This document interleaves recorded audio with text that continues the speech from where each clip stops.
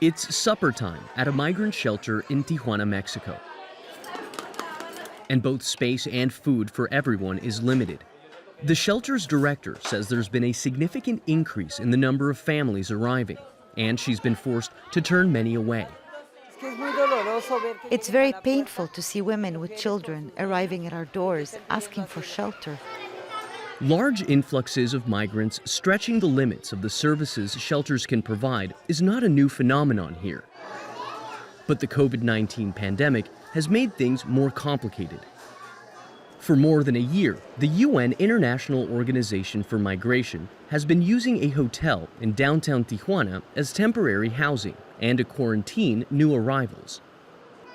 But it wants the US and Mexico to do more to help. Those shelters that are able to receive families are overcrowded right now. They're over 100% in capacity. A lot of them have 3 or 4 spaces, but the families are still coming.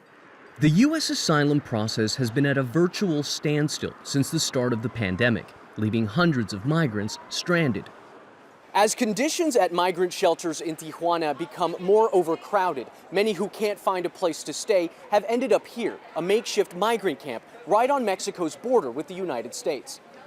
But space has also run out, and local authorities have fenced off the area.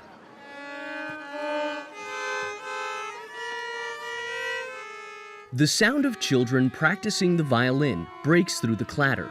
The parents of this aspiring musician tell us they've been here for more than 2 months, but say returning to their home in southern Mexico, where they face gang violence and extortion, is not an option. Being here is difficult. We're not here because we want to be. Who would want to live like this? Further complicating the matter is the re-implementation of a U.S. policy known as the Migrant Protection Protocols, or MPP, which forces asylum seekers to return to Mexico while their cases are processed.